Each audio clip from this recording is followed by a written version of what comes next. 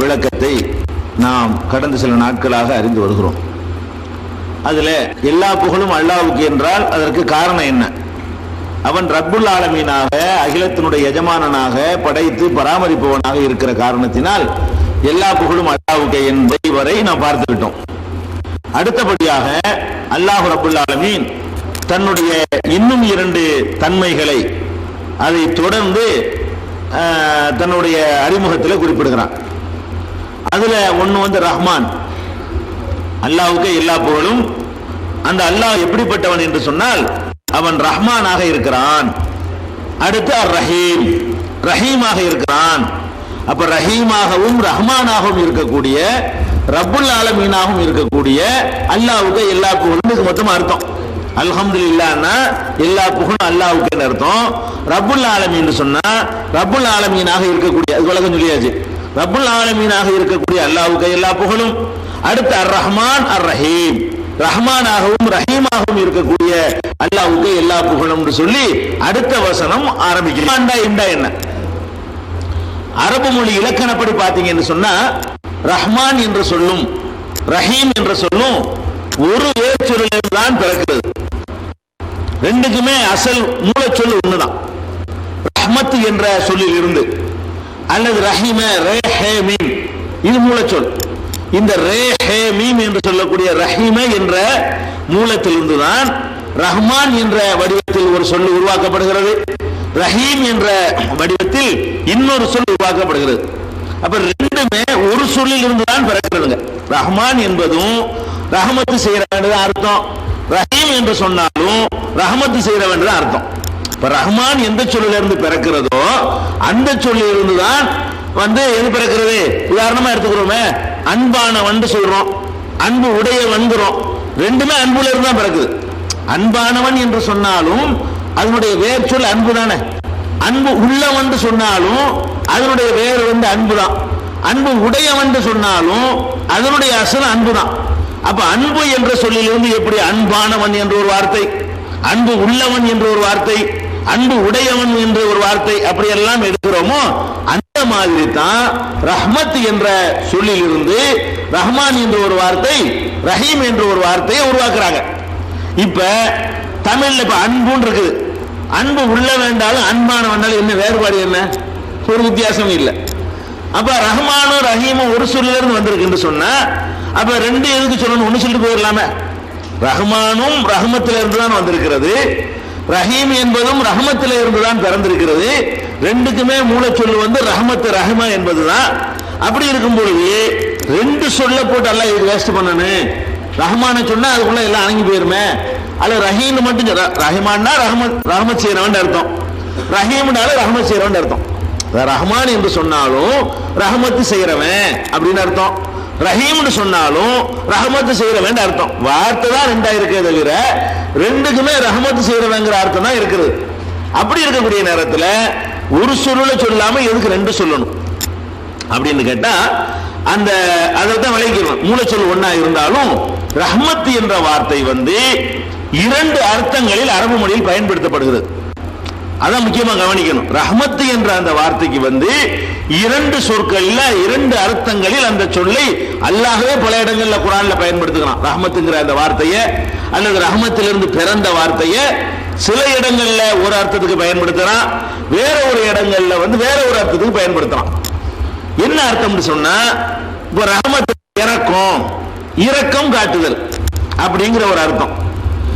என்னன்னு கேட்டா அன்பு செலுத்துதல் அப்படின்னு ஒரு அர்த்தம். சில இடங்கள்ல இந்த ரஹ்மத்துங்கிற வார்த்தையை குர்ஆன்ல பாத்தீங்கன்னு சொன்னா இரக்கம்ங்கிற அர்த்தத்துல யூஸ் பண்ணப்பட்டிருக்கும். சில இடங்களை எடுத்து பாத்தீங்கன்னு சொன்னா இரக்கம்ங்கிற அர்த்தத்துல வந்திருக்காது, அன்புங்கிற அர்த்தத்துல வந்திருக்கும். அன்புக்கு இரக்கத்துக்கு வித்தியாசம் தெரியுதா உங்களுக்கு? தமிழ்லயே அன்பு என்பதற்கும் இரக்கம் என்பதற்கும் வித்தியாசம் இருக்கிறது. இப்ப இரக்கம் இருக்குதுல, இரக்கம் காட்டுவதற்கு அவன் மாமனா இருக்கணும், மச்சானா இருக்கணும், பொண்டாட்டியா இருக்கணும், புருஷனா இருக்கணும், பிள்ளையா இருக்கணும், சொந்தக்காரனா இருக்கணும் அவசியம் கிடையாது. தெருவில் வர பிச்சைக்காரன் கூட இரக்கம் காட்டுவோம். இரக்கம் காட்டுவதற்கு எந்த ஒரு ரிலேஷன்ஷிப் அவசியம் கிடையாது. யாரு எவருன்னு தெரியாது, கொஞ்சம் தாகமா இருக்கு தண்ணி தாங்கன்னு கேட்பான், இறக்கப்பட்டு தண்ணி கொடுப்போம். சாப்பிட்டு 10 நாள் ஆச்சுமா, இந்தாடா போய் சாப்பிட்டுக்கிறான்னு கொடுப்போம். நீ எனக்கு மாமனா, எனக்கு மச்சானாண்டு கேட்டா கொடுப்போம், அப்படி கொடுக்க மாட்டோம். இரக்கம் காட்டுறது, பரிதாபப்படுறது. இரக்கம் காட்டுறது என்று சொன்னால் பரிதாபப்பட்டு செய்யக்கூடிய அந்த உதவிகள் இருக்கு பாருங்க, அதை செய்வதற்கு எந்த விதமான சொந்தமோ பந்தமோ இருக்கணும்னு அவசியம் கிடையாது. அன்பு செலுத்துவது என்பது, அன்பு செலுத்துவோமா? மனைவிக்கு ஒருத்தன் கொடுக்கிற சாப்பாடும் பிச்சைக்காரன் கொடுக்கிற சாப்பாடு ரெண்டு ஒண்ணா? சாப்பாடு வேண்டா ரெண்டு ஒண்ணா இருக்கலாம், அது கொடுக்கறதுக்கு பின்னாடி இருக்கிற உணர்வு ரெண்டுக்கு வேற. மனைவிக்கு கொடுக்கறதுடைய விஷயம் வேற, அவனுக்கு கொடுக்கிற பிச்சைக்காரனுக்கு கொடுக்கிற விஷயம் வேறதான். மகனுக்கு ஒரு சட்டை எடுத்து கொடுக்கறான், சட்டை இல்லைன்னு ஒருத்தன் வந்து கேட்கும்போது தர்மமா ஒரு சட்டை எடுத்து கொடுக்கறான், ஒரே தரத்தில் உள்ள சட்டையா கூட இருக்கு, அது கொடுக்கும்போது அவனுடைய உணர்வு எப்படி இருக்கும், இது கொடுக்கும்போது எப்படி உணர்வு இருக்குன்னு பாத்தீங்கன்னா ரெண்டுக்கு வேறுபாடு இருக்கு. செயல்ல ரெண்டு ஒண்ணா இருக்கும், ரெண்டும் சட்டை தான். இவனுக்கு ஒரு சட்டை அவனுக்கு ஒரு சட்டை கொடுக்கறான், இவனுக்கு அன்பையும் சேர்த்து குலைத்து கொடுக்கறான், அவனுக்கு வெறுமனே ஒரு இறக்கத்தை மட்டும் கொடுக்கறான், அன்பையும் சேர்ந்து கொடுக்கறது கிடையாது. அப்ப நல்லவன் கெட்டவன் வேண்டியவன் வேண்டாதவன் என்ற பாகுபாடு இல்லாமல் செய்கிற ரஹ்மத்தை வந்து நம்ம அருள் என்று சொல்லலாம். அந்த ரஹ்மத்தை என்ன செய்யலாம்? அருள். அருள் செய்வது வந்து யாருக்கு வேண்டாலும் செஞ்சிடலாம். வேண்டியவர்களுக்கு மாத்திரமே செய்யக்கூடிய அருளை வந்து நம்ம அன்பு என்று சொல்லலாம். அதனாலதான் ஒரு சொல்லுக்கு அருளாளன் என்றும் ஒரு சொல்லுக்கு அன்புடையவன் அவங்க அர்த்தம் செய்யறாங்க. அது காலத்துல செஞ்சுட்டு வர்றாங்க, கரெக்டான அர்த்தம். ஒரு சொல்லுக்கு என்ன செய்வாங்கன்னு கேட்டா, ரெண்டும் ஒரே வேறு சொல்லுல பிறந்தாலும் ஒரு சொல்லுக்கு என்ன அர்த்தம் செய்வாங்கன்னு கேட்டா அளவற்ற அருளாளனும், இன்னொரு சொல்லுக்கு என்ன அர்த்தம் செய்வாங்கன்னு கேட்டா ரஹீமுக்கு நிகரற்ற அன்புடையவனும். அர் ரஹ்மான் என்று சொல்லும் பொழுது அளவற்ற அருளாளர் என்ன அர்த்தம்?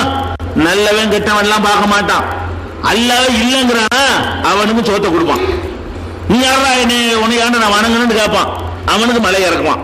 அப்ப நல்லவன் கெட்டவன் ஏத்துக்கிட்டவன் ஏத்துக்கிறாதவன் எல்லாம் பார்க்காம தொலைஞ்சிட்டு போறாங்கன்னு கொடுக்கறது இருக்கு பாருங்க, அதுக்கு பேரு அருள், அதுக்கு பேரு இரக்கம், அதுக்கு பேரு கருணை, பச்சாதாபம், பரிதாபம்.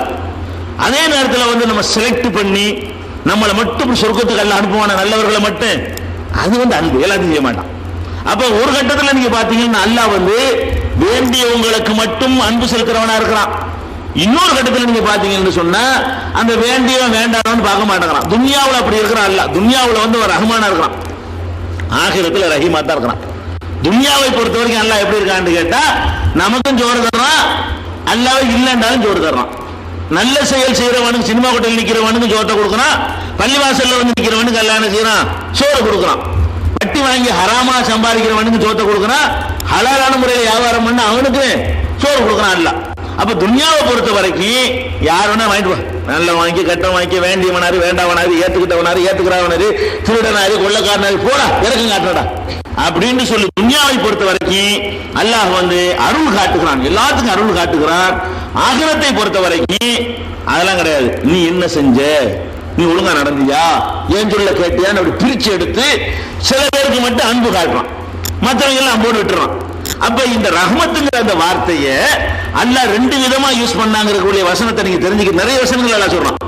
ஒரு இடத்தை பாருங்க, இப்ப 7:156 அதுல அல்லாஹ் என்ன சொல்றான்னு கேட்டா ரஹ்மத்தி வசிஅத் குல்ல ஷைஇன், எனது ரஹ்மத், ரஹ்மான்ல இருந்து பிறந்ததான ரஹ்மத்து, அதனால ரஹ்மத்து ரஹ்மான்லாம் ஒரே சொல்லுதான். ரஹ்மத்தி எனது ரஹ்மத்து வசிஅத் குல்ல ஷைஇன், எல்லா பொருள்களை விடவும் விசாலமானது, விரிந்தது. அஞ்சு நடக்கிற மக்களுக்காக நான் அதை பதிவு செய்து வைத்திருக்கிறேன். ஜகாத் கொடுக்கிற மக்களுக்காக, உள்ளதீனஹும் பிஆயாத்தினா யூமினூன், நமது வசனங்களை நம்புகிற மக்களுக்காக வேண்டி அதை நான் ஏற்படுத்தி வைத்திருக்கிறேன் என்று அல்லாஹ் சொல்றான். என்னுடைய ரஹமத்தை நான் யாருக்காக வச்சு பாக்கிய வச்சுட்டு இருக்கிறேன்னு கேட்டா நல்லவங்களுக்கு ரெடி பண்ணி வச்சிருக்கிறேங்கிறான். இது என்ன அர்த்தம்? எந்த ரஹமத்து இது? இது அன்புதான். என் நல்லவங்களுக்கு மட்டும் தர்றேங்கிறான். என்னுடைய ரஹமத்தை ஜகாத்து கொடுக்கிறவனுக்கும் நம்பிக்கை கொள்றவனுக்கும் என்னைய பயந்து நடக்கிறவனுக்கும் நான் எழுதி வைத்திருக்கிறேன் அப்படின்னு 7:156 சொல்றான. இந்த ரஹமத்துக்கு என்ன அர்த்தம் கேட்டீங்கன்னா அருள்ங்கிற அர்த்தம் கிடையாது, அன்போட சேர்ந்து அருள் அர்த்தம். அன்பு, என்னுடைய அன்போடு நான் கொடுக்கக்கூடிய அந்த வாய்ப்பு அருள் இருக்கு பாருங்க, அந்த விஷயத்தை தான் இந்த ரஹமத்து குறிக்கிறது. இப்படி அர்த்தத்தில் வருது. அதே மாதிரி வந்து 2வது அத்தியாயம் பக்கராவுல 156 157 வசனத்தை எடுத்துக்கிட்டீங்கன்னா இதுல சொல்லக்கூடிய அருள் யாருக்குன்னு கேட்டா நல்லவங்களுக்கு மட்டும்தான். என்ன சொல்றான் அல்லாஹ்? அல்லதீன இதா அஸாபத்துஹும் முஸீபத்துன், அவர்களுக்கு ஒரு துன்பம் ஏற்படும் பொழுது காலு இன்னா லில்லாஹி வ இன்னா இலைஹி ராஜிஊன், இன்னா லில்லாஹி வ இன்னா இலைஹி ராஜிஊன் என்று சொல்வார்கள். நமக்கு ஒரு கஷ்டம் ஏற்பட்டால், ஒரு துன்பம் ஏற்படுமானால் என்ன சொல்வார்கள் நல்லவர்கள்? இன்னா லில்லாஹி, நாங்களே அல்லாஹ்வுக்கு உரியவர்கள் தான், இன்னா இலைஹி ராஜிஊன், அவனிடத்துல நாங்களே போக போறோம். தகப்பனார் மூத்தா போயிட்டாரு, அந்த தகவல் கிடைக்குது, உடனே நம்ம என்ன சொல்லணும்? அவர் மட்டுமா அல்லாஹ்ட்ட போயிட்டாரு, நானும் அல்லாஹ்வுக்குரிய ஆள் தான், நான் தான் போக போறேன் அப்படின்னு நம்ம திடப்படுத்திக் கொள்வது. நாமளே அல்லாஹ்வுக்குரியவர்கள் தான், அவர் மூலமா நம்ம தான் போக போறோம் என்று யார் சொல்லுகிறார்களோ அவர்கள் தான் நல்லவர்கள் என்று சொல்லிட்டு, உலாயிக அலைஹிம் ஸலவாத்து மிர் ரப்பிஹிம் வ ரஹ்மா, அவர்கள் மீது அல்லாஹ்வுடைய ரஹமத்து இருக்கிறது. இந்த ரஹமத்து என்ன? மறுமையில இதற்கான பரிசு அவர்களுக்கு அன்போடு நான் கொடுப்பேன் அர்த்தம். அப்ப அன்போடு நான் பரிசு கொடுப்பேன், அன்போடு தருகிற பரிசு அர்த்தத்துல ரஹமத்துங்கிற வார்த்தையை 256 157 அல்லாஹ் பயன்படுத்தி காட்டுகிறான். அதே மாதிரி 2:218 எடுத்து பாத்தீங்கன்னா, இன்னல்லதீன ஆமனு வல்லதீன ஹாஜரு வஜாஹது ஃபீ ஸபீலில்லாஹ், அல்லாஹ்வுடைய நம்பிக்கை கொண்டு ஹிஜ்ரத் செய்து அல்லாஹ்வுடைய பாதையிலே யார் போர் புரிகிறார்களோ அவர்கள் உலாயிக யர்ஜூன ரஹ்மத்தல்லாஹ், அவர்கள் தான் அல்லாஹ்வுடைய ரஹமத்துக்கு எதிர்பார்க்க முடியும்ங்கறான். இந்த சோறு மழையே தண்ணீர் ரிஸ்க் சொல்லலைங்க, அது எல்லாத்துக்கும் கொடுக்குறான் அல்லாஹ். ஹிஜ்ரத் செய்து அல்லாஹ்வை நம்பிக்கை கொண்டு அல்லாஹ்வுடைய பாதையில யார் ஜிஹாத் செய்கிறார்களோ அவர்கள் அல்லாஹ்வுடைய ரஹமத்தை எதிர்பார்க்கக்கூடியவர்களா இருக்கிறார்கள். அங்க அன்போடு தருகிற பரிசு அர்த்தம். இந்த ரஹமத்துக்கு என்ன அர்த்தம்? அன்போடு தருகிற பரிசு என்ற கருத்தில் அதை அல்லாஹ் பயன்படுத்துகிறான். 3:107 அல்லாஹ் சொல்லுகிறான், வம்மல்லதி நபியல்லத்து உஜூஹும், யாருடைய முகம் மறுமையிலே வெள்ளை வெளியேர்ந்து பிரகாசிக்கிறதோ, அங்க பிறப்பு அடிப்படையில் கிடைச்ச நிறம் அங்க கிடைக்காது. மறுமை நாள்ல சில பேர் வெள்ளையா இருப்பாங்க, சில பேர் கருப்பா இருப்பாங்க.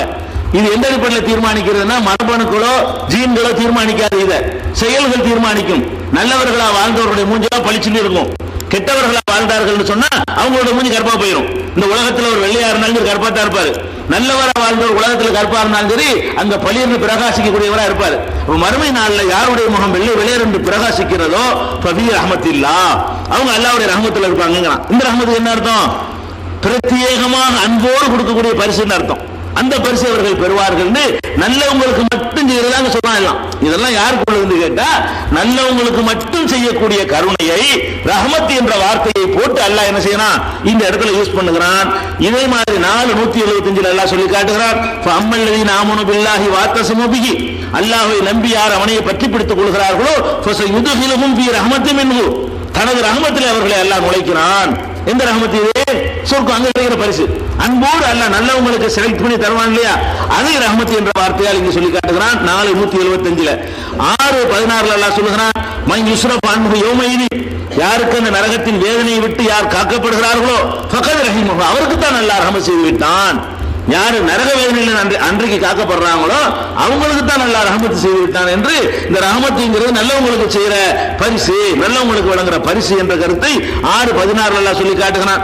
9:21 அல்லாஹ் என்ன சொல்லி காட்டுறான்னு கேட்டா, அல்லதீன ஆமனு வ ஹாஜரு வ ஜாஹது ஃபீ ஸபீலில்லாஹி பி அம்வாலிஹிம் வ அன்ஃபுஸிஹிம், நம்பிக்கை கொண்டு ஹிஜ்ரத் செய்து தங்களுடைய உடலாலும் பொருளாலும் அல்லாஹ்வுடைய பாதையில யார் அறப்போர் செய்கிறார்களோ அவ்வளவு தரஜத்தின் இந்த அல்லாஹ்விடத்தில் மகத்தான பதவிக்கு உரியவர்கள் அப்படின்னு சொல்லிட்டு, யுபஷிருஹும் ரப்புஹும் பி ரஹமத்தின் மின்ஹு, ரப்பு அவர்களுக்கு தன்னுடைய ரஹமத்தை பற்றி நற்செய்தி சொல்கிறான். இந்த ரஹமத்து இது பிச்சைக்காரனை கொடுக்கிற தர்மம் மாதிரி உள்ள ரஹமத்து இல்ல. நல்லவனா நமக்கு வேலை செஞ்சு நம்ம சொல்ல கேட்டு நம்முடைய அன்பை பெற்ற பிறகு நம்மள்ட்ட பரிசு வாங்குவான, அந்த பரிசு கொடுக்கும் போது இருக்கக்கூடிய ரஹமத், அன்போடு கூடிய பரிசு, அதை சொல்லுகிற வார்த்தைக்கு 9, 20, 21 அல்லாஹ் சொல்லி காட்டுகிறான். அதே மாதிரி 9:71 71 அல்லாஹ் சொல்லி காட்டுகிறான், ஒரு முஃமினூன வல் முஃமினாத்து பாதுஹும் அவ்லியாஉ பாது, முஃமினான ஆண்களும் பெண்களும் ஒருவர் மற்றவருக்கு உற்ற நண்பர்களாக இருக்கிறார்கள். யஅமுருன பில் மஅரூஃப் வ யன்ஹவுன அனில் முன்கர், நன்மையை மக்களுக்கு எடுத்துச் சொல்கிறார்கள், தீமையை விட்டு தடுக்கிறார்கள். வ யுகீமுன ஸலாத், தொழுகை நிலைநாட்டி, வ யூதுன ஸகாத், ஸகாத்தை கொடுக்கிறார்கள். வ யுதீமுன அல்லாஹ் வ ரசூலா, அல்லாஹ்வுக்கு ரசூல் கட்டுப்படுகிறார்கள். உலாயிக ஸயர்ஹமுஹுமுல்லாஹ், அவர்களுக்கு தான் அல்லாஹ் ரஹமத் செய்வான். எந்த ரஹமத்து?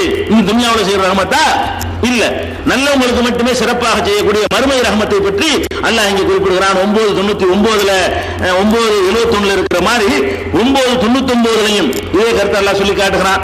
40வது அத்தியாயம் 9வது வசனத்திலையும் சொல்லுகிறார்.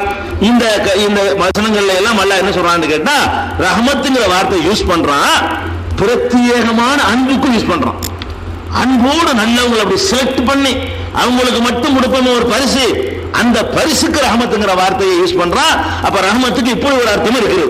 சரி, அதே மாதிரி இந்த ரஹமத்துக்கு வந்து நல்லவன் கெட்டவன் கழுத குதிரைக்கெல்லாம் அல்லாஹ் செய்யறான் பாருங்க, அந்த அர்த்தமும் இருக்குது என்பது குர்ஆன்ல ஆதாரம் இருக்குது.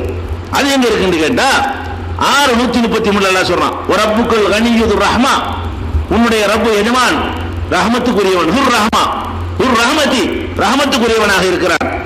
யஷா யுஹிபுக்கும், அவன் நாடினால் உங்களை அழித்து விட்டு மின்பாதிக்கும் மாயஷா, அவன் நாடிய வேறு படைப்பு படைத்து விடுவான். உங்களை எல்லாம் அழிக்காம விட்டு வச்சிருக்கிறது ரஹமத்தான் காரணங்கிறான். இது யாரை விட்டு வச்சுக்கிறான்? கெட்டவன் உள்ளது. கெட்டவன் துன்யாவில் அல்லாஹ் சொல்றான், அவன் ரஹமத்து உள்ளவன். ரஹமத்து உள்ள காரணத்தினாலதான் நீ செய்யற தப்புக்கெல்லாம் உடனே நாசமாக்காம விட்டு வச்சிருக்கிறான். அவன் ரஹமத்து உள்ளவனா இல்லைன்னு சொன்னா ஒரு கட்டளை நீ மீறினவனே அழிச்சு விட்டு வேற ஆளை கொண்டா படிச்சுப்போம். நம்மளை படைச்சான எவ்வளவு அக்குவம் பண்றோம், எவ்வளவு அநியாயம் பண்றான் மனுஷன், அழிச்சுட்டு வேற ஒரு படைப்பெல்லாம் படைக்கிறானா பார்த்துக்கிட்டே இருக்கிறான். அது காரணம் என்ன? ரஹமத்தான் காரணம், அன்பா காரணம், இறக்கம் காரணம். இந்த கிறுக்க மேல அன்பு வச்சிருக்கானல்ல, திருட மேல, கொள்ளக்கார மேல, ஐக்கியம் பண்றவன் மேல, அல்லாஹ் இல்லைன்னு சொல்றவன் மேல அன்பா வச்சிருக்கான்ல, இறக்கம் பார்ப்போம் பார்ப்போம் நாளைக்கு இதை பார்ப்போம் அப்படின்னு சொல்லி இரக்கம்ங்கிற அர்த்தத்தில் இது பயன்படுத்தப்படுகிறதே தவிர அன்புங்கிற அர்த்தத்தில் இது பயன்படுத்தப்படவில்லை. அதே மாதிரி வந்து 18வது அத்தியாயம் 58வது வசனத்தில் அல்லாஹ் சொல்கிறான், ஒரு ரப்புக்கல் கஃபூருர் ரஹ்மா, உன்னுடைய இறைவன் மன்னிக்க கூடியவன், ரஹமத்துக்குரியவன். வலவு லவ் யுஆஹிதுஹும் பிமா கஸபு, இவர்கள் செய்த தப்புக்காக வேண்டி அல்லாஹ் தண்டிப்பதாக இருந்தால் அஜ்ஜலஹும் அல்லாஹ், உடனே அவசரமாக அவர்களை வேதனையை விரைவாக கொண்டு வந்திருப்பான். ஆனாலும் அவனுக்கு வாக்களிச்சிருக்கான், அவன் டயத்தை கொடுத்து வச்சிருக்கான். ஏன்? இறக்கப்படுறான். செய்யறாங்க பார்ப்போம், நாளைக்கு திருந்தானு பார்ப்போம், நாளைக்கு திருந்தானு பார்ப்போம், அடுத்த வருஷமாச்சு நல்லவன் ஆகலான்னு பார்ப்போம், கிழவனா பிறகா திருந்துறான்னு பார்ப்போம், அட கடைசியா திருந்து தௌபா சாவறான்னு பார்ப்போம்னு இறக்கப்படுறான்ல. அன்பு ஒன்று வச்சுக்கிறது இல்ல. இங்கே செய்யற அயோக்கியத்தனம் பண்றவனை எல்லாம் அந்த அயோக்கியத்தனத்திற்காக வேண்டி அல்லாஹ் அழிக்காமல் விட்டு வச்சுக்கிற காரணம் என்னன்னு கேட்டா அவனிடத்துல இருக்கிற இரக்க குணம் தான் அர்த்தம் செய்யணும். அன்புன்னு செய்ய முடியாது. கெட்டவன் மேல அன்பு வச்சுட்டா விட்டு வச்சிருக்கிறான், பார்ப்போம் நாளைக்கு பார்ப்போம்னு சொல்லி ஒரு பரிதாபப்பட்டு விட்டு வச்சிருக்கிறான் அப்படிங்கிற கருத்தை இங்க தருகிற 18:58. அதே மாதிரி அல்லாஹ் சொல்றான் 41:50 சொல்றான், வலையின் அதற்குனாக ரஹமத்தன், மனிதனுக்கு நாம் ஒரு ரஹமத்தை சுவைக்க செய்யும் பொழுது மின்பாதி லர்ரா மஸ்ஸத்தஹு, அவனுக்கு ஏற்பட்ட துன்பத்திற்கு பிறகு நம்முடைய ரஹமத்தை அவனுக்கு நாம் கொடுத்தோமையானால் லயகூலுன்ன ஹாதா லீ, இது எனக்கு உரியது என்று அவன் சொல்கிறான். என்ன எனக்காகத்தான் கிடைத்திருக்கிறது, என்னுடைய தகுதியினால் கிடைத்திருக்கு என்று சொல்கிறான். இது எதா அல்லாஹ் சொல்லி காட்டுறான்? கெட்டவனுக்கு சொல்றான். காசு வந்துட்டா, பதவி வந்துட்டா, செல்வம் வந்துட்டா, செல்வாக்கு வந்துட்டா என்ன சொல்றான்? இது எனக்கு கொண்டு கிடைச்சதுங்கிறான்.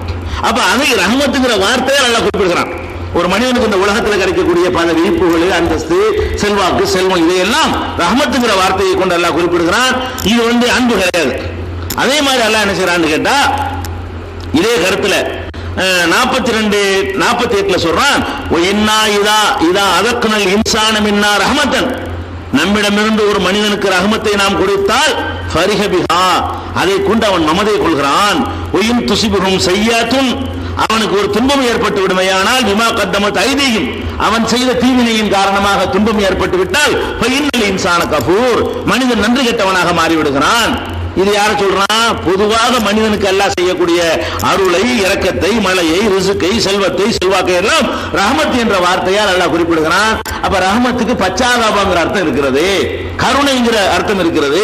இந்த உலகத்தில் இறக்கப்பட்டு கொடுக்கக்கூடிய, அன்போட கொடுக்கிறது இல்ல, போனா போதும் இறக்கப்பட்டு கொடுக்கக்கூடிய பாக்கியங்களை எல்லாம் ரஹமத்துங்கிற வார்த்தையை கொண்டு அல்லாஹ் சொல்லுகிறான். இதே கருத்தை வந்து 10:21 அல்லாஹ் சொல்லுகிறான், 11:9 அல்லாஹ் சொல்லுகிறான், 23:75 அல்லாஹ் சொல்லுகிறான், 30:33 அல்லாஹ் சொல்லி காட்டுகிறான், 30:36 சொல்றான். இதெல்லாம் என்ன செய்யறான்னு கேட்டா உலகத்துல நல்லவன் கெட்டவன் பார்க்காம கொடுக்கிற பணம், காசு, செல்வம், செல்வாக்கு இதெல்லாம் ரஹமத்து அல்லாஹ் குறிப்பிடுறான். இந்த வசனங்கள்ல எல்லாம் பணம், செல்வம், செல்வாக்கு இவைகளை எல்லாம் ரஹமத்துங்கிற வார்த்தையால் குறிப்பிடுகிறான். இந்த பணம் காசு எல்லாம் அன்புக்காக தருவதல்ல. இந்த உலகத்துல யாரெல்லாம் பணக்காரனா இருக்கான் அவன் அல்லாஹ்வுடைய அன்பு பெற்றவன் கிடையாது. இந்த உலகத்துல யார் ஏழையா இருக்கான் அவன் அல்லாஹ்வுடைய கோபத்துக்குரியவன் கிடையாது. இது அன்புக்கு தர்றது இல்ல, தொலைஞ்சு போகுதுன்னு தர்றது. அந்த மாதிரி தரக்கூடிய பாக்கியங்களை கூட அல்லாஹ் ரஹமத் என்ற வார்த்தையில சொல்லுகிற காட்சியை பார்க்கணும். அதே மாதிரி வந்து மழை இறக்குறான்ல, மழை வந்து நல்லவன் கிட்டவன் பார்த்துட்டு அல்லாஹ் தர்றான் இல்ல. கெட்டவனா இருக்கிற ஊர்ல கூட கொட்டுன்னு கொட்டும். நல்லவர்களா வாழ்ற பகுதியில் காஞ்சி வறட்சி தாண்டவம் ஆடும். சோதிச்சு பார்ப்பான், அல்ல கொடுத்தும் சோதிப்பான், எடுத்தும் சோதிப்பான். அப்ப மழையை பத்தி எல்லாம் பேசும் என்ன செய்யறான்னு கேட்டா ஒவ்வொரு யுனஸிலுல் கைஸ, அவன்தான் மழையை இறக்குகிறான். மின்பாதிமா கனத்து, அவர்கள் நம்பிக்கை இழந்த பிறகு மழையை இறக்குகிறான். யும்சிரு ரஹ்மத்தஹு, தன்னுடைய ரஹ்மத்தை பரவ செய்கிறான். மழையை ரஹ்மத்துங்கிறான்.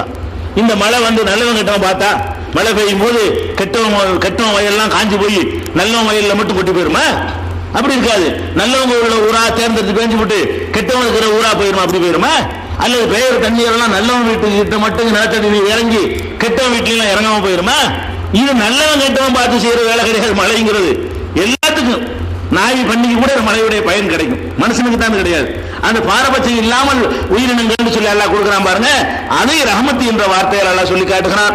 அதே மாதிரி 30-36 சொல்லுகிறார், 42-28 சொல்லுகிறான், 7-57 சொல்லுகிறான், 25-48 சொல்றான், அதே மாதிரி 27-63 சொல்றான், 30-46 இதெல்லாம் மழை ரஹமத் என்று அல்லாஹ் சொல்கிறான். இந்த வசனங்கள்ல எல்லாம் மழை ரஹமத் என்ற வார்த்தையில சொல்லி காட்டுகிறான். அதே மாதிரி இப்ப இரவு பகல் மாறி மாறி வருது. வரலன்னு என்ன இருக்கு? பெரிய ரஹமத் இல்லையா அது? எப்ப பார்த்தாலும் இரவா இருந்தா என்ன ஆகுறது? மெண்டலா போயிடுவோம், செத்து போயிடுவோம். எப்ப பார்த்தாலும் பகலா இருந்தாலும் நமக்கு தாங்க முடியாது. அப்ப இரவு பகல் மாறி மாறி வர செய்வதற்கு பாருங்க, அது கூட என்னுடைய ரஹமத்தில் உள்ளதுங்கிறான். அப்ப இரவு பகல் நல்லவனுக்கு மட்டும் இரவு பகல் கரெக்டா வந்து கெட்டவனுக்கு எப்ப பார்த்தாலும் பகலாவா இருக்குதா? இந்த ரஹமத்து என்ன ரஹமத்து?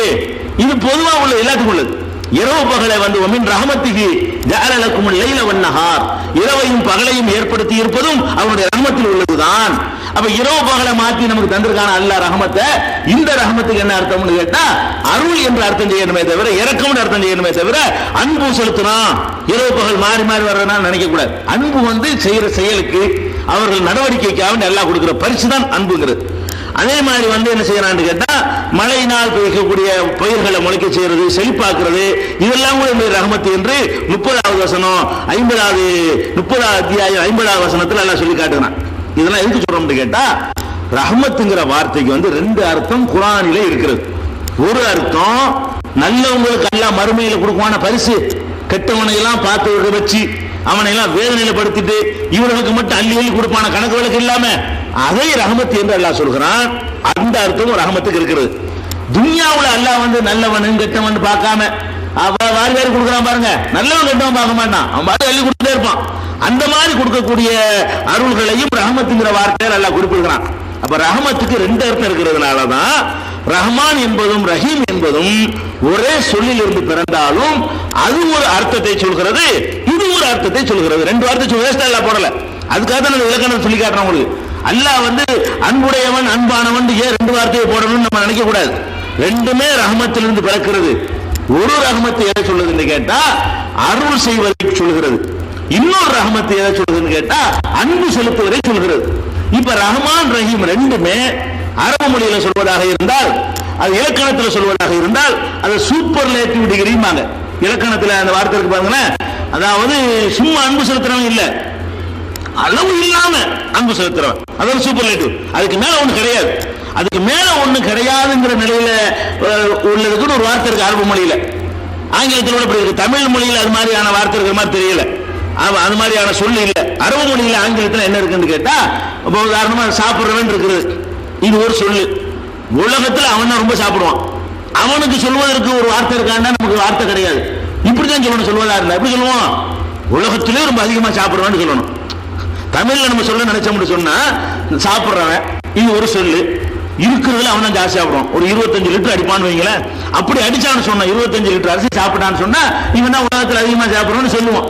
இந்த அதிகமா உலகத்தில் அதிகமா சாப்பிடுறவன் என்று காட்டுவதற்கு தனி சொல்லி எதுவும் இருக்கான்னு கேட்டா நம்ம மொழியில கிடையாது. அரபு மொழியில அப்படி இருக்குதுங்க. அரபு மொழியில வந்து ஆக்கினும்னா சாப்பிடுறவன், அக்கால் உண்டு அந்த வார்த்தை லேசா மாத்திக்கிட்டாங்கன்னு கேட்டா அவன் தான் டாப். சாப்பிடலாம் அவன் அறிக்கையில சாப்பாடு ராமங்கிறாங்கல்ல, அந்த மாதிரியான சாப்பாடு ராம ஒரு இலக்கியத்தினால் ராமன் ஒரு இருந்திருப்பான், அதனால அந்த சொல்ல பயன்படுத்திக்கிறாங்க. அந்த மாதிரி அர்த்தம் வந்துடும். அதே மாதிரி வந்து அரபு மொழியில ரஹ்மான் என்ற அந்த வடிவம், ரஹ்மான் என்ற வடிவமும் ரஹீம் என்ற வடிவமும் எதுக்குள்ள வடிவம் கேட்டா அது வந்து சூப்பர்லேட்டிவ் அந்த கருத்தை தரக்கூடியது. வெறுமனே அருள் செய்யறவன் இல்லை, அதுக்காக அந்த சூப்பர்லேட்டிவ் அர்த்தம் இருக்கிறதுனாலதான் ஒண்ணுல வந்து அளவற்றன்னு சேர்த்துக்கிட்டோம், இன்னொன்னுல நிகரற்றன்னு சேர்த்துக்கிட்டோம். சூப்பர்லேட்டிவ் ஆயிருப்ப. அருளாளன் சொன்னா நானும் நானே என் பிள்ளைக்கு நான் அருள் பண்ணலையா? யார் அருளாளன் இல்ல? எல்லா அருளாலும் தானங்க. நீங்க ஒரு பொண்டாட்டி செயல் எடுத்து கொடுத்து அருள் இருக்கு தானே செய்றீங்க. அருள் தான் இறக்கும் கருணை. புள்ள முகத்தை அப்ப அனுபவிங்கிற அருள் தானது. அப்ப அருள் வந்து எல்லாத்தையும் இருக்குது. அவன் அருள் எல்லாம் வேணா குறைச்சலா இருக்கான். சில பேர் நாலு தன்னுடைய பிள்ளைக்கு மட்டும் செய்வான். சில பேர் கொஞ்சம் சொந்தக்காரங்களுக்கு எல்லாம் சேர்த்து அருள் பாடுவான். சில பேர் இன்னும் கொஞ்சம் தாராளமா செய்வான். ஆனா இல்லைன்னு சொல்ல யாரையாவது எல்லாருமே அருள் பண்றோம். அப்ப அருளாளன்னு சொன்னா அது அல்லாஹ்வுடைய சிவத்து ஆகாது. நானும் தானே அருளாள, நீங்க தானே அருளாளன்னு வந்துடும். அதுக்கு தான் அல்லாஹ் என்ன பண்றான்னு கேட்டா, அவனுக்கு சூட்டும் பொழுது சூப்பர்லேட்டிவ்ல வார்த்தையை போட்டு விட்டுறான். அதுக்கு அர்த்தம் என்ன? அளவற்ற அருளாளன். அருளாளன் தான். உன் அருளுக்கு அளவு இருக்குதுல்ல, எவ்வளவு கொடுத்துருவேன்? 1 கோடி ரூபாய் அவன்கிட்ட இருந்தா அவளையும் கொடுத்துருவியா? அள்ளி கொடுத்துருவியா? 1 லட்சம் ரூபாய் டெய்லி வருமானம் வந்தா அதுல வந்து 90,000 தர்மம் செய்வியா? பூட்டி பூட்டி வச்சிருப்ப. திங்கிறதுக்கு ஒரு நாளைக்கு 200 ரூபாய் போதும்னு சொன்னாலும் 2 லட்சம் ரூபாய் நீ பூட்டி பூட்டி வைப்ப. டெய்லி பூட்டி பூட்டி சேர்த்து வைக்கணும். அப்படிப்பட்டவரை நம்ம படைக்கப்பட்ட நம்ம எல்லாம் ஒரு 10 பேர் கொடுப்போம், 3 பேர் கொடுப்போம். வாங்கன்னு சொல்லி அறிவிச்சிருவோம். 1000 பேர் வந்துட்டான்னு வைங்க, 23 ரூபாய் நாளைக்கு தர முடியாது சொல்றமா இல்லையா? நம்ம நாளை ஜக்காத்து கொடுக்குறோன்னு கூப்பிடுவாங்க. எல்லாத்துக்கும் 50 ரூபான்னு சொல்லி அவன் எதிர்பார்த்த அளவுக்கு அந்த கூட்டம் வந்தா தான் கொடுப்பான். ஒரு 1000 பேர் வருவான்னு நினைச்சிக்க மாட்டேன், அறிவிச்சிருப்பான். 10,000 பேர் வந்துட்டாங்கன்னு வைங்க, நீ கொடுக்கல போயிட்டு வாங்கன்னு. இதுதான் உன் அருள். அவ்வளவுதான். உன்னுடைய அன்பு கொடுக்கிற தன்மைக்கு என்னது? ஒரு அளவு இருக்கு, ஒரு லிமிட் இருக்கிறது. அல்லாஹ் பொறுத்த வரைக்கும் அளவற்ற அருளாளன். அதுக்கு தான் அந்த அளவற்றுன்னு சேர்க்கிற காரணம் என்னன்னு கேட்டா, இந்த சொல்லு அரபு மொழியில வந்து அது யாரும் அவனுக்கு நிகழ இல்லைங்கிற கருத்தை தரக்கூடிய வடிவத்தில் அமைக்கப்பட்டிருக்கிறது. அதே மாதிரி தான் அன்புடையவன் சொன்னா யாருக்கு அன்பு இல்லை? உங்களுக்கு உங்க பிள்ளை மேல அன்பு இல்லையா? உங்க பொண்டாட்டி மேல அன்பு இல்லையா? உங்க பொண்டாட்டிக்கு உங்க மேல அன்பு இல்லையா? பிள்ளைக்கு உங்க தாப்ப மேல அன்பு இல்லை? எல்லாரும் அன்பு இருக்குது. அன்புடையவன் முட்டையை சொன்னீங்கன்னா அல்லாஹ்வுடைய சிவத்து ஆகாது. நாங்களும் தான் அன்புடையவன் என்ன பெரிய விஷயமாக்கு? நாங்களும் தான் எங்களால எந்த அளவுக்கு அன்பு செலுத்திக்கிறோம். இது என்னன்னு கேட்டுருவீங்க. அல்லாஹ்வுடைய அன்பு என்னன்னு கேட்டா நிகரற்ற அன்பு. அவங்க காட்டுற அன்பு இருக்கு பாருங்க, எப்படி நிகரற்ற அன்புங்கிறத பின்னாடி பார்ப்போம். முதல்ல சொல்லி எப்படி அளவற்ற அருளாளனா இருக்கிறான் என்பதற்குரிய எப்படி அளவற்ற அருளாளன் என்பதை பின்னாடி பார்க்க போறோம். எப்படி நிகர் இல்லாம அன்பு செலுத்துறாங்கிறத பின்னாடி பார்க்க போறோம். அந்த சொல்லுடைய விளக்கத்தை இப்ப பார்த்துக்கிட்டு இருக்கிறோம். அளவற்ற அருளுக்கும் அளவு கிடையாது, அவனுடைய அன்புக்கும் நிகர் கிடையாது. அன்பு செலுத்தினாலும் அவனை மிஞ்ச ஒருத்தன் கிடையாது. அருள் செய்வதிலையும் அவன் மிஞ்ச யாரும் கிடையாது. அவனை மிஞ்சுவதற்கு யாரும் இல்லை என்ற நிலையில் யார் இருக்கிறானோ அப்படிப்பட்டவனுக்கு தான் ரஹ்மான் ரஹீம் என்ற அடைமொழியை சொல்ல முடியும். அல்லாஹ் வந்து அதுக்கு தான் தனக்கு ரஹ்மான் என்ற வார்த்தையும் ரஹீம் என்ற வார்த்தையும் போட்டுதான். இதுல ரஹ்மான் எண்ணி பார்த்தீங்கன்னா ரே ஹே மீம் அலிஃப் நூன் 5 எழுத்து இருக்கும். ரஹீம் எடுத்து பார்த்தீங்கன்னா ரே ஹே ஏ மீம் 4 எழுத்து இருக்கும். அப்ப ரெண்டுமே ரஹ்மத்துல பிறந்தாலும் ஒரு இதுல வந்து ஒரு எழுத்து கூட இருக்குது. ரஹ்மத்துல 2 பிறக்குது. ரஹ்மான்ல 5 எழுத்து இருக்குது, ரஹீம்ல 4 எழுத்து இருக்கு. ஆனா ரெண்டுமே ரஹ்மத்துல இருந்து பிறக்கிறது. அரபு மொழியில் என்ன செய்வாங்கன்னு கேட்டா, எதுல எழுத்து கூடுதலா இருக்கிறதோ அதுல கருத்தும் கூடவா இருக்கும் அப்படின்னு அரபு மொழியுடைய இலக்கண விதியில் இருக்கிறது. அப்ப ரஹ்மான் என்பதுல ஒரு எழுத்து கூட இருக்கிறதுனால நல்லவன் கெட்டவன் வேறுபாடு இல்லாம செய்யறான் பாருங்க, அந்த அருளை ரஹ்மான் என்று சொல்லுவோம். ரஹீம்ங்கிறதுல வந்து அதுல வந்து குறைச்சிடலாம் ஆட்களை. ஒரு 5% தேராத. அல்லாஹ் படைச்ச படைப்புகள்ல மறுமையில பிரத்யேகமா அவனுடைய அன்புக்கு பாத்திரமாக கூடியவர்கள் 5 பேருமா 10 பேருமான்னு சொல்ல முடியாது. இருக்கிறதுல எத்தனை பேர் 10% நல்லவன் இருப்பானா, 5% இருப்பானா, அவனான் தேருவான். அப்ப 5% 10% பேருங்கிற அளவுக்கு அவனுடைய குறைச்சிக்கிறதுனால அது ரஹீமுக்கு அந்த அர்த்தத்தை கொடுத்துடுறாங்க. அப்ப ரஹ்மான் ரஹீம் என்பதற்கு 90 நம்ம செய்யற அர்த்தம் பாருங்க, கரெக்டான அர்த்தம். ரஹ்மானுக்கு நம்ம என்ன அர்த்தம் செய்யறோம்? அளவு இல்லாத அருளாளன். ரஹீம் என்று சொன்னா நிகர் இல்லாத அன்புடையோன். அப்ப அளவு இல்லாத இந்த உலகத்தில் அதை விலைக்கு சொல்வதா இருந்தா என்னன்னு கேட்டா, இந்த உலகத்தை பொறுத்த வரைக்கும் தன்னை அருளாளனாகத்தான் வச்சுக்கிட்டு இருக்கிறான். நல்லவன் கெட்டவன் பார்க்கறது இல்லை. நீ எவ்வளவுதான் தொழுகை நோம்பு ஈடுபட்டாலும் சரி அதுக்காக உனக்கு பணம் தர மாட்டான். நீ அல்லாஹ்வுக்காக அர்ப்பணிச்சுட்டு இருந்தாலும் சரி உனக்கு வந்து பதவியை தந்துட மாட்டான், உன்னுடைய கஷ்டத்தை போய்க்கிற மாட்டான், உனக்கு செழிப்பை தந்துட மாட்டான். அன்பு செலுத்துறதுக்கு ஒரு டைம் வச்சிருக்காங்க. இந்த உலகத்தை பொறுத்த வரைக்கும் வெறும் இறக்கம் மட்டும்தான், வெறும் அருள் மட்டும்தான், வெறும் கருணை மட்டும்தான். கேட்கிறவனுக்கு எல்லாம் கொடுப்பான், ஆசைப்படுறவனா கொடுப்பான், அள்ளி வீசிடுறான் பாட்டு. இப்ப நான் ஒரு 10,000 ரூபாய் சில்லறை மாத்தி வச்சுக்கிட்டு ஒரு வீசி எறிகிறேன்னு வைங்களேன், ஒருத்தனுக்கு 200 ரூபாய் கிடைக்கும், ஒருத்தனுக்கு 300 ரூபாய் கிடைக்கும், ஒருத்தனுக்கு 50 ரூபாய் கிடைக்கும், ஒருத்தனுக்கு 10 ரூபாய் கிடைக்கும், ஒருத்தனுக்கு 1 ரூபாய் கிடைக்கும். வீசினா என்ன கிடைக்கும்? இது வீசுறதுக்கு என்ன காரணம்? அன்பு வச்சுதான் வீச மாட்டான். அன்பு தான் செய்வோம், பேக் பண்ணி இப்படி கொண்டு கொடுப்போம், தூக்கி வீசுறது. இந்த உலகத்தை வீசுக்கு வந்து கண்டவனுக்கெல்லாம் கூட கிடைக்கிற காரணம் என்ன? அன்பு வச்சுக்கிட்டு தேர்ந்தெடுத்து நான் தரலப்பா, இந்த புரிஞ்சுட்டு போங்களான்னு வீசுறான். வீசுமா என்ன பண்ணுது? ஃபிரௌனுக்கு ரொம்ப கிடைச்சு போயிடுது, ரசூலுல்லாஹ் கொஞ்சம் கிடைச்சு போயிடுது. அதான் விஷயம். ஃபிரௌனுக்கு உலகிட்டா ஃபிரௌன், சுலைமான் நபிக்கு ரொம்ப கிடைச்சு. சில பேருக்கு என்ன செஞ்சு நல்லவங்களுக்கு குறைய கிடைக்குது. இப்படி அல்லாட்ட ஒரு மதிப்பில்லாத ஒரு பொருளா இருக்கிறதுனால, இந்த உலகமே மதிப்பில்லாத இருக்கிறதுனால என்னன்னா போங்கடா அள்ளி வீசிக்கிறான். 5 கிடைக்கணும், 5 கிடைக்கும், 10 கிடைச்சா 10 கிடைக்கும். இதுல வேண்டிய வேதனை பார்த்து இப்படி வீசும் பொழுது இந்த இவனுக்கெல்லாம் கூட போட்டும் நல்ல அப்படி பார்த்து எல்லாம் செய்யறது இல்லை, நாடியவர்கள் தான் கணக்கு. அதனால அல்லாஹ்வை பொறுத்த வரைக்கும் இந்த உலகத்தில் அவன் செய்யற காரியங்கள் இருக்கு பாருங்க, அதுல அளவற்ற அருளாளனா இருக்கான். ரொம்ப பொறுமை காக்குறான். ரொம்ப நமக்கெல்லாம் ஒரு 2 நாளைக்கு நம்மளை ஏத்தான்னா கோபம் வந்துடும். ஒருத்தர் நம்மளை திட்டுறான், ஒரு நாளைக்கு திட்டும்போது சும்மா இருப்போம், 2 நாளைக்கு திட்டும்போது சும்மா இருப்போம், 3 நாளைக்கு திட்டினாண்டா ஒரு அளவுக்கு போயிடுவானா பண்ணணும் அப்படி நினைக்கிறோமா இல்லையா? இதான் நம்ம, இதான் மனுஷன். அல்லாஹ் என்ன செய்யறான்? அவனுக்கு 15 வயசுல ஆரம்பிக்கிறான். அல்லாஹ் இல்லைங்கிறான். அன்னைக்கும் சொல்றான், நாளைக்கும் சொல்றான், நாளை கழிச்சும் சொல்றான். 63 வருஷம் ஒருத்த வாழ்றான்னு சொன்னா கிட்டத்தட்ட 40 வயசு 42 வருஷமா அல்லாஹ் இல்லைங்கிறான். 42 வருஷமா செய்யும் போது கோவம் வர மாட்டேங்க அவனுக்கு. பார்த்துட்டே இருக்கான். செய் இல்லைன்னு சொல்லு. 42 வருஷமா திட்டினாலும் வாங்கிட்டு இருப்பியா? 42 வருஷமா கட்டளை மீறிட்டு இருக்கான். பெத்த தகப்பனாவே இருக்கட்டுமே, ஒரு நாளைக்கு சொல்லி கேட்கலன்னா விட்டு இருப்பான். 2வது நாளும் சொல்ற மாட்டேங்கிறான், 3வது சொல்ல மாட்டேங்கிறான். நான் வெளியே போன நான் என்று பெற்ற பிள்ளையா இருந்தாலும் சரி, பெற்ற பிள்ளையா இருந்தாலும் வெளியே போறான். சொல்லிக்கிட்டே இருக்கிற கேட்க மாட்டேங்கிறியா? நமக்கு 3 நாள் தான் தாங்க முடியும். பெத்த பிள்ளை விஷயமா இருந்தா கூட 3 நாளைக்கு மேல தாங்க. பெத்த தாயா இருந்தா கூட 10 நாளைக்கு மேல தாங்க. அவன் என்ன செய்யறான்? அல்லாஹ் எவ்வளவோ பாக்கியங்களை அள்ளி கொடுத்துட்டு சின்ன சின்ன விஷயங்கள் நம்மகிட்ட எதிர்பார்க்க மாட்டேங்கிறான். மேல முடியாது, அதை செய்ய மாட்டேன். நோம்பு பல்கலைக்கழகத்தை திங்கிறான். இந்த வருஷம் திங்கிறான், அடுத்த வருஷம் திங்கிறான், அடுத்த வருஷம் திங்கிறான். எல்லாரும் நோம்பு வச்சுருக்கும் வேகிறான். பார்த்துட்டு இருக்கிறான். ஒரு மிதி அவனுக்கு எவ்வளவு நேரம் ஒரு நரம்பை பிடிச்சிட்டு முடிஞ்சு போயிடும். முடியாம விட்டு வச்சிருக்கிறானா? அவனுக்கு முடியும். ஒரு நரம்பை வெட்டினா கதை முடிச்சு போச்சுலங்க, அவனுக்கு முடியும். அவ்வளவுக்கு அருள் இறக்கம். அந்த மாதிரி அளவும் இல்லாம கருணை இருக்கிறதுனாலதான் காத்துக்கிட்டே இருக்கான், பார்த்துக்கிட்டே இருக்கான். 60 வருஷம் 70 வருஷம் 80 வருஷம். அந்த காலத்து மக்களும் 950 வருஷம் பார்த்துட்டு இருக்கான். அதிகமான வாழ்நாள் கொடுக்கப்பட்ட மக்களுக்கு எல்லாம், நூஹ் நபி காலத்து மக்களுக்கு எல்லாம் 950 வருஷம் எல்லாம் பார்த்து வெயிட் பண்ணிட்டே இருந்தான். அதுக்கப்புறம் தான் கோபப்பார்வை காட்டுறான். அதனால அல்லாஹ் ரப்பல் ஆலமீன் அளவற்ற அருளாளன் என்பதை நம்ம முதல்ல விளங்கிக்கணும். இந்த துன்யாவை பொறுத்த வரைக்கும் அவனுடைய அருளுக்கு அளவே கிடையாது. இந்த அளவற்ற எப்படி அவன் அளவற்ற அருளாளனா இருக்கிறான் என்பதை முதல்ல பார்க்கணும். அடுத்து மறுமையில எப்படி எல்லாம் நம்ம நிகரற்ற அன்பு செலுத்தினான் என்பதை 2வது பார்க்கணும். எப்படி அளவற்ற அருளாளனா இருக்கான்? ஃபர்ஸ்ட் அல்லாஹ் சொல்றான் 6:12 ரஹ்மத்து செய்வதை. அல்லாஹ் நமக்கு கருணை செய்யறான் இல்ல, இறக்கம் காட்டுறான்ல, அத இறக்கம் காட்டலன்னு வைங்க. மழையை 10 வருஷத்துக்கு மழை இறக்கல, எவனா கேள்வி கேளுமா? என்ன நீ கடவுள்? ஒரு முதலமைச்சர் ஒழுங்கா விலைவாசி எல்லாம் குறைக்கல, ரேஷன் பொருள் கிடைக்கலன்னா கேப்பமா ரோட்ல உட்காந்துருவோம்ல. நம்ம ரோட்ல உட்கார கேளுமா? 10 வருஷத்துக்கு மழையே தரல, நீ எல்லாம் இல்லப்பா ரப்பு நீ கடவுளா? நான் வேற பாடம் சொல்ல முடியுமா? ஒன்னும் பேச இயலாது. ஆனால் அவன் என்ன பண்றான்? அல்லாஹ் கதப குல் நபியை நீங்கள் சொல்லுங்கள், கதப அலா நஃப்ஸிஹிர் ரஹ்மா, ரஹ்மத்து செய்யறத தனக்கு தானே கடமையாக்கிட்டானா. அல்லாஹ் என்ன செஞ்சுட்டான்? எவனும் கேட்க இயலாது, கேட்க இயலாதுங்கிறத நம்ம செய்யாம இருந்துடக்கூடாது அப்படின்னு அவன் என்ன செஞ்சான்னா, உங்களுக்கு எல்லாம் கடமையாக்குறான தொழில் பண்ண முடியும். அவனுக்கு ஒண்ணு கடமையாக்கிட்டான். எனக்கு கடமை ரஹ்மத்து செய்யறது. எவ்வளவு பெரிய அருளாளன்னு பாருங்க.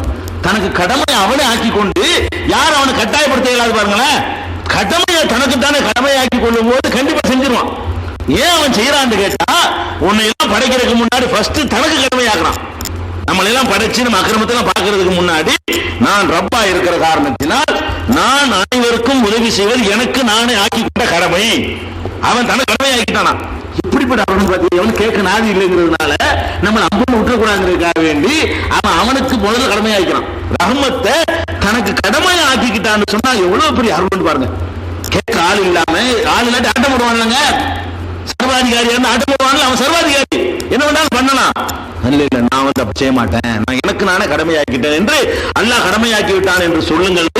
6:12 அல்லாஹ் சொல்லி காட்டுகிறான். 6:54 இந்த கருத்து இருக்கிறது. எப்படி இருக்கிறது? கதப ரப்புக்கும் அலா நஃப்ஸிஹிர் ரஹ்மா, உங்களுடைய ரப்பு உங்களுடைய எஜமான் உங்களை படைத்து பராமரிப்பவன் தன் மீது ரஹ்மத்தை கடமையாக்கி விட்டான் அப்படின்னு சொல்லி அல்லாஹ் சொல்லி காட்டுகிறான். 6:54 சொல்லி காட்டுகிறான். 6:147 சொல்லி காட்டுகிறான். நபியை நீங்கள் சொல்லுங்கள், ரப்புக்கும் ரஹ்மத்தின் வாசியா, உங்கள் இறைவன் விசாலமான அருளுக்கு சொந்தக்காரன். அவருடைய அருள் வந்து சாதாரண அருள் நீங்க நினைச்சிடாதீங்க, விசாலமான அருளுக்கு சொந்தக்காரன் என்று 6:147 சொல்லுகிறான். 40வது அத்தியாயம் 7வது வசனத்தில் சொல்லுகிறான், வானவர்கள் இருக்காங்க அரிசி சுமக்கிறதுக்கு சில வானவர்கள் எல்லாம் படைச்சு வச்சுக்கலாம். அவனுக்கு ஒரு அரிசி இருக்கிறது. அந்த அரிசிண்டா என்ன, வானம் பூமியெல்லாம் உள்ள சொல்லிடலாம், அவ்வளவு பெருமான். அவன் வீட்டில் இருக்கக்கூடிய அந்த ஆசனத்துடைய அளவு என்னன்னு கேட்டா, இந்த வானம் பூமி அம்பிட்டு இருக்க எல்லாத்தையும் கொண்டு அதுக்குள்ளே சொல்லி விடுவான். அவ்வளவு பிரம்மாண்டமான ஒரு ஆசனத்தை அல்லாஹ் தனக்கென்ன வகுத்து உருவாக்கி கொண்டு அதுல அவன் வீட்டில் இருக்கிறான். அதை சுமக்கிறதுக்கு வானவர்கள் இருக்கிறாங்க. அந்த வானவர்கள் என்ன செய்வாங்க அல்லாஹ் சொல்லி காட்டுகிறான், அல்லதீன யஹ்மிலூனல் அர்ஷ, அரிசி சுமந்து கொண்டிருக்கக்கூடிய வானவர்களும் வமன் ஹவுலஹு, அதை சுற்றி இருக்கக்கூடியவர்களும் யுஸப்பிஹூன பிஹம்தி ரப்பிஹிம், தங்களுடைய இறைவனுடைய புகழை துதித்து கொண்டிருக்கிறார்கள். வயுமினூன பிஹி, அவனை நம்பிக்கை கொண்டிருக்கிறார்கள். வயஸ்தக்ஃபிரூன லில்லதீன ஆமனு, நம்பிக்கை கொண்ட மக்களுக்காக வேண்டி நமக்காக பாவம் மன்னிப்பு தர்றாங்களாம். யா அல்லாஹ், ஈமான் கொண்ட மக்களை நீ மன்னிச்சிடலாம் அப்படின்னு என்ன செய்யறாங்க அந்த வானவர்கள், பாவம் மன்னிப்பு தருகிறார்களாம். மேலும் அல்லாஹ்வை நோக்கி சொல்லுகிறாராம், ரப்பனா, எங்கள் இறைவா, வஸிஅத குல்ல ஷைஇன் ரஹ்மத்தன், ஒவ்வொரு பொருளுக்கும் அருளால் நீ வந்து அப்படி சூழ்ந்து இருக்கிறாயே, மனுஷனுக்கு மட்டுமா நீ அருள் செய்யற? எறும்பு, கொசு, கிருமி வரைக்கும், அற்ப ஜீவன் வரைக்கும் நீ வந்து உன்னுடைய ரஹமத்தால் சூழ்ந்து இருக்கிறாயே. அங்க பார்த்துட்டு இருக்காங்க அல்லாட்ட என்னென்ன ஆர்டர் பிறக்கிறது, இந்த உலகத்தில் என்ன நடக்கிறது, அவன் எப்படி எல்லாம் அருள் செய்யறது ப்ரோக்ராம் பண்ணிருக்கிறான், இதெல்லாம் பார்த்துக்கிட்டு இருக்கிற வானவர்கள் சொல்கிறார்கள், எல்லா பொருளுக்கும் குல்ல ஷைஇன், ஒவ்வொரு பொருளுக்கும் அருள் செய்வதில் நீ தாராளமானவனாக இருக்கிறாய் என்று வானவர்கள் புகழ்வார்கள் என்று அல்லாஹ் சொல்லி காட்டுகிறார். ஃபர்ஸ்ட் நம்ம நம்பணும், அல்லாஹ்வுடைய அருளுக்கு லிமிட்டே இல்லை, அல்லாஹ்வுடைய அருளுக்கு அளவே இல்லைன்னு வழங்கணும். அந்த அல்லாஹ்வுடைய அருளை வழங்குவதாக இருந்தால் எப்படி வழங்கணும், அல்லாஹ் நம்ம வழிகாட்டுறோம். சிந்திச்சு பார்க்க சொல்றோம். என்னுடைய அருளை வந்து நீ உட்கார்ந்து சோறு நீ வந்து வழங்க மாட்ட, நீ ஆராய்ச்சி பண்ணிப்பார். எந்த மதமும் ஆராய்ச்சி பண்ண சொல்லாதுங்க. இஸ்லாம் மட்டும்தான், திருமலை குர்ஆன் மட்டும்தான், அல்லாஹ் மட்டும்தான் ஆய்வு பண்ணி பார்ப்பான்னு சொல்லி காட்டுகிறான். அல்லதீன யذ்குரூன அல்லாஹ் கியாமன் வ குஊதன், நின்றும் உட்கார்ந்தும் அல்லாஹ்வை வலா ஜுனுபிஹிம், படுத்துக் கொண்டும் அல்லாஹ்வை நினைவு கூறுவார்கள். வ யதஃபக்கரூன ஃபீ ஹல்கி ஸமாவாத்தி வல் அர்த், இந்த வானங்களும் பூமியும் எவ்வாறு படைக்கப்பட்டிருக்கிறது என்பதை பற்றி சிந்திப்பார்கள். சிந்திச்சு என்று சொன்னா உனக்கு அவன் செஞ்சுக்கிற அருள் தெரியும். நம்ம மட்டும் சிந்திச்சு பார்த்தோம், இந்த வானம் எப்படி படைக்கப்பட்டிருக்கு, பூமி எப்படி படைக்கப்பட்டிருக்குங்கிற நம்ம சிந்தனை ஓட்டத்தை ஒட்டிங்க என்று சொன்னா நம்ம மேல அவன் காட்டுற கருணை என்ன கருணை என்று அசந்து போயிடுவோம். அதை சிந்திச்சு பார்க்க சொல்றான் அல்ல. 191 சொல்றான். அதே மாதிரி 30வது அத்தியாயம் 8வது வசனத்தை சொல்கிறான், அவலம் யதஃபக்கரு ஃபீ அன்ஃபுஸிஹிம், அவர்கள் தங்களுக்குள்ளே சிந்தித்து பார்க்க மாட்டார்களா, மா ஹலக்கல்லாஹு ஸமாவாத்தி வல் அர்த வமா பைனஹுமா, வானங்கள் பூமி ரெண்டுக்கும் இடையில என்னென்ன படைக்கப்பட்டிருக்கிறதோ அவற்றை பற்றி அவர்கள் சிந்தித்து பார்க்க மாட்டார்களா என்று அல்லாஹ் சொன்னான். அதெல்லாம் சிந்தித்து பார்ப்பா, என்னென்ன வேலைகள் பண்ணியிருக்கிறேன்னு பாரு, நீ வாழ்வதற்காக வேண்டி நான் சிந்திக்கிற செட்டப்புகளை பாரு, நான் எவ்வளவு பெரிய அருளால் என்று நீ விளங்கிடுவ அப்படின்னு அல்லாஹ் ரப்பல் ஆலமீன் 30வது அத்தியாயத்தில் 8வது வசனத்தை சொல்லி காட்டுகிறான். அப்ப நம்ம பார்க்கும் பொழுது இந்த மனிதன் வாழ்வதற்காக வேண்டி அல்லாஹ் ஒரு கோளை பூமியை தேர்ந்தெடுத்து தந்திருக்கிறான். பூமியை மனிதன் வாழ்வதற்காக வேண்டி நம்மளை தேர்ந்தெடுத்து அல்லாஹ் தந்திருக்கிறான். இந்த பூமிக்குள்ள அவன் வைத்திருக்கிற இந்த செட்டப் பாத்தீங்கன்னா இதை விட பெரிய பெரிய கோள்கள்லாம் இருக்குது, இதை விட சூரியனுக்கு நெருக்கமான கோள்கள்லாம் இருக்கிறது, இதை விட சூரியனை விட்டு தள்ளி இருக்கிற கோள்கள்லாம் இருக்கிறது. ஆனால் இந்த உலகத்துல பூமி மட்டும்தான் வாழ்வதற்கு ஏற்றதுன்னு சொல்லி அவன் செலக்ட் பண்ணி இந்த பூமிக்கு மட்டும் எக்கச்சக்கமான ஏற்பாடுகளை பண்றான். இந்த பூமியில மட்டும்தான் அந்த ஏற்பாடுகள்லாம் இருக்கிறது. இப்ப சூரியனுடைய சில கோள்கள்லாம் இருக்கிறது. அந்த கோள்கள்ல போய் நம்ம இருந்தோம்ங்க, அதுல இருக்கிற அந்த வெப்பம் நம்மளை வந்து ஒரு 10 செகண்ட்ல கருவாடாக்கணும். வெப்பம், அந்த வெப்பம் எந்த அளவு இருக்கும்னு கேட்டா நம்மளை கருவாடாக்கி கரிச்சு சாம்பலாக்குற அளவுக்கு வெப்பம் உள்ள கோள்களாக சில கோள்கள் இருக்கின்றன. வேற சில கோள்களுக்கு நம்ம அல்லாஹ் அனுப்பிவிட்டான்னு வைங்க, அந்த கோள்களை நம்மளை படைச்சிருந்தான்னு சொன்னா அதனுடைய குளிர் அங்க கொண்டே விட்ட உடனே ஐஸ் கட்டியா வெளியே எடுக்க வேண்டியதான். வணங்குதா, ஃப்ரீசர்ல நல்லா வச்சு அது ஐஸா ஒரு 6 மணி நேரம் 4 மணி நேரம் தேவைப்படும். அங்க கொண்டே வச்சு அவ்வளவு தேவைப்படாது. நம்மளை கொண்டு இந்த கோல்ல வச்சுட்டான்னு சொன்னா வச்சுட்டு உடனே வெளியே எடுத்தா நம்ம என்னவா இருக்க மாட்டோம், மனுஷன வர மாட்டோம், ஐஸ் கட்டியா தான் வருவோம்.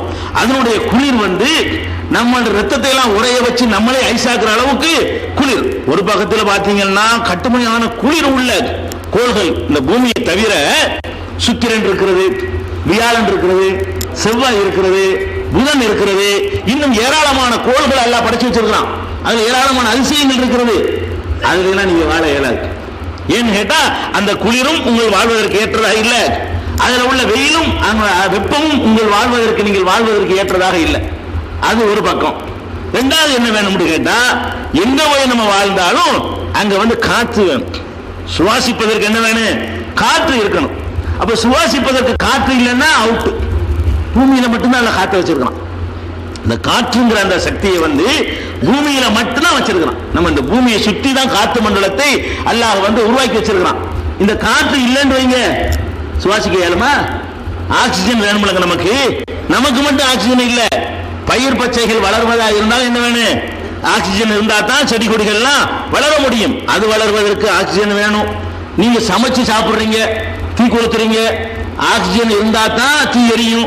ஒரு கண்ணாடி வச்சு விடுமோன்னா அமர்ந்து போயிருதுல, ஆக்சிஜன் உள்ள போகல. இல்ல, ஆக்சிஜன் இருந்தா தான் என்ன செய்யும்? தீ எரியும். இல்லாட்டி பச்சையை திங்க வேண்டியதான். முதல்ல நம்ம சுவாசிப்பதற்கு ஆக்சிஜன் வேணும், செடி கொடிகள் வளர்வதற்கு ஆக்சிஜன் வேணும். அப்ப இந்த ஆக்சிஜன்ங்கிறதும் இந்த காற்றுலாம் கலந்துருக்கிறது. நம்ம இருக்கக்கூடிய இந்த பூமியில தான் காற்றுங்கிற ஒரு மண்டலத்தை எல்லாம் ஏற்படுத்திருக்காங்க. சந்திரனுக்கு போகும்போது ஏன் டின்னு கட்டிட்டு போனாங்க எல்லாரும்?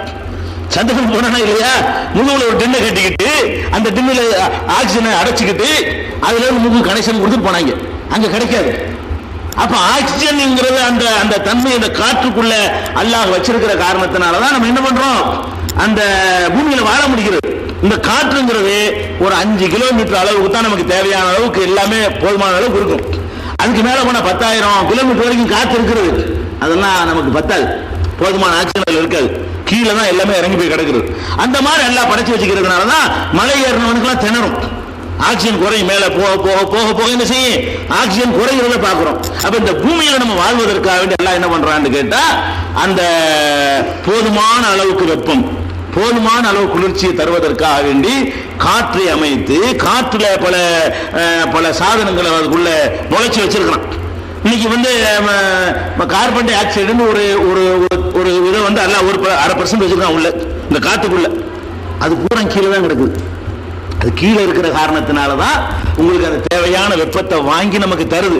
இந்த கார்பன் டை ஆக்சைடு எல்லாம் வைக்காம இருந்தான்னு வைங்க, அவ்வளவுதான். அது குறைஞ்சின்னு வைங்க, மேல போக போக அந்த ஊட்டிலாம் உங்களுக்கு குளிர்துல, சூரியனுக்கு கிட்ட இருக்குது இருந்தா அது குளிரும். சூரியனுக்கு கிட்ட போக போக போக வெப்பமாகாதுங்க, போக போக குளிரும். ஊட்டி குளிர்றது, கீழே உள்ளது சூடா இருக்கு. காரணம் என்ன? ஊட்டியில மேல போக போக கார்பன் டை ஆக்சைடு கிடையாது, கனமான பொருள். அது கீழே வந்துடும். கீழே கார்பன் டை ஆக்சைடு தான் சூட வாங்கி திருப்பி தரும். சூட வாங்கி தரக்கூடிய சாமான்ல கீழே வச்சுக்கிற காரணத்தினால நமக்கு பூமி சுடுது. அப்ப இதுக்குள்ளதான் மனுஷன் வாழ முடியுங்கிறதுக்காக வேண்டி என்ன ஒரு 2 கிலோமீட்டர் அளவுக்கு தான் வாழ போறான். அதுக்குள்ள எல்லா செட்டிங்கையும் பண்ணி நமக்கு இதை தாண்டி அங்க போயிட்டா ஒண்ணும் முடியாது. அந்த மாதிரியான எவ்வளவு நம்ம வாழ்வதற்காக வேண்டி அந்த அளவுக்கு அருள் பண்றான். இந்த சுழல் வர கூட பாருங்க, எல்லா கோள்களும் எப்படி சுத்துது, இந்த பூமி எப்படி சுத்துன்னு பாத்தீங்களா?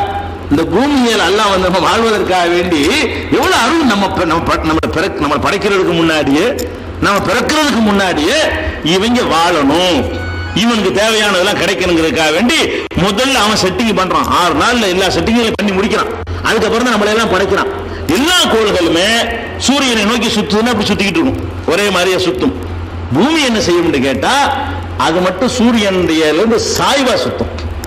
சாய்வா சுத்துற காரணத்தினாலதான் பூமத்திய ரேகை இருக்குதுல, 6 மாசம் இந்த பக்கம் வெயில் அடிக்கிற மாதிரி சுத்தும், 6 மாசம் இந்த பக்கம் வெயில் அடிக்கிற மாதிரி சுத்தும். பூமத்திய ரேகையில இருந்து அச்சில இருந்து நடுப்பகுதி பாருங்க, நடுப்பகுதி சூரியனை நோக்கி இருக்கிற மாதிரி சுத்தாது. ஒரு உருண்டை நடுப்பகுதி சுத்துது. இப்படி சுத்துன்னு வைங்க, குளிர்காலம், கோடை காலம், மழை காலம்லாம் வராது. எப்ப பார்த்தாலும் ஒரே மாதிரியா இருக்கும். குளிர் பிரதேசம் குளிராவே இருக்கும், மழை பிரதேசம் மழையாவே இருக்கும். அதுவும் கெட்டு போயிருவோம். நம்ம என்ன பண்ணணும்? குளிர வேண்டிய இடத்துல குளிரணும், வெயில் வர்றது வெயில் வரணும், அந்த இலை உதிர்வது உதிரணும். இந்த 4 பருவங்களும் மனுஷனுக்கு கிடைக்கிறதா இருந்தா என்ன செய்யணும்? சூரியன் பூமி என்ன செய்யணும்? இப்படி சுத்தாம இப்படி சுத்தமா என்ன ஆகுதுன்னு கேட்டா, அது அந்த பாதிய பூமத்திய ரேகைக்கு பாதிக்கு இப்படி போயிட்டு அடுத்த பாதிக்கு இப்படி வரும். அப்ப 20-22 டிகிரி சாய்வாக இந்த பூமியை சுத்துற மாதிரி இதை மட்டும் அப்படி டைரக்ஷன் மாத்தி விட்டுருக்காங்க. எல்லா கோளையும் மாத்தாம பூமி மாத்தின 22 டிகிரி சாய்வா சுத்துற காரணத்தினால நமக்கு என்ன பண்ணுதுன்னு கேட்டா, கோடை காலம், குளிர்காலம், இதெல்லாம் அவனுடைய கருணை. இதெல்லாம் அளவற்ற அருளுக்கு இதெல்லாம் ஆதாரம் இல்லையா? நம்ம வாழ் அதெல்லாம் இல்லை, உண்மை இல்லைன்னு எடுத்து பாருங்களேங்க. உண்மை இல்லை, ஆக்சிஜன் இல்ல, அவுட்டு. கார்பன் டை ஆக்சைடு இல்ல, அவுட்டு, காலி, முடிஞ்சு வச்சுக்கவே, செத்து போயிருவோம். நம்ம ஊட்டியெல்லாம் தாண்டன குளிரா போயிடும், நம்ம உறைஞ்சி போயிருவோம். அந்த மாதிரி அல்லாஹ் ரப்பல் ஆலமீன் தன் கருணையின் காரணமாக அவ்வளவு ஏற்பாடுகளை பண்ணி வச்சிருக்கான். இந்த பூமியை பயங்கரமான வேகத்தில் சுத்த விட்டுருக்கான். அல்லாஹ் யாருக்கா தெரியுதா? அவனுடைய கருணை பாருங்க, நமக்கு தெரியாத அளவுக்கு சுத்த வரும், சுத்துது, பயங்கரமான வேகத்தில் சுத்துது. அதுக்கு ஒரு ஈர்ப்பு சக்தி எல்லாம் கொடுத்து இழுத்து பிடிக்குது. எந்த அளவுக்கு நம்மள அதை இழுத்து பிடிச்சிருக்குன்னு கேட்டா நமக்கு தெரியாத அளவுக்கு பூமி நம்மளை இழுத்து பிடிச்சிட்டு இருக்கு. ஈர்ப்பு சக்தியினால் நம்ம என்ன செய்யறோம், அதுல அப்படி ஒட்டிட்டு இருக்கிறோம், நம்மளை சேர்த்து பிரட்டுது, நம்ம கீழே போயிட்டு இருக்கிறோம், நமக்கு மேல எவன வர்றான், நம்ம நினைச்சிட்டு இப்படி இருக்க நினைச்சிட்டு இருக்கிறோம், நம்ம நினைச்சுக்கிட்டு இருக்கிறோம், நம்ம இப்படி இருக்கிறோம், நம்ம பேசிக்கிட்டு இருக்கிறது கிடையாது என்கிறது. அது எத்தனையோ ஆயிரக்கணக்கான கிலோமீட்டர் ஓடி போயிடுது. இந்த ஒரு மணி நேரத்துக்கு இடையில பூமி எத்தனையோ போல ஆயிரக்கணக்கான கிலோமீட்டருக்கு அப்பால பிறண்டுருச்சு. பிறண்டவுன நம்ம அதே மாதிரி இருக்கு, நம்ம நினைச்சுக்கிட்டு இருக்கிறோம், மேல உள்ளவன் கீழே வந்துடுறான், கீழே உள்ளவன் மேல போயிடறான், அப்படி பிறண்டு இருக்குது. எவனுக்காக தெரியுதா? தெரிஞ்சு அம்புட்டு பேர் விண்டலா போயிருவாங்க.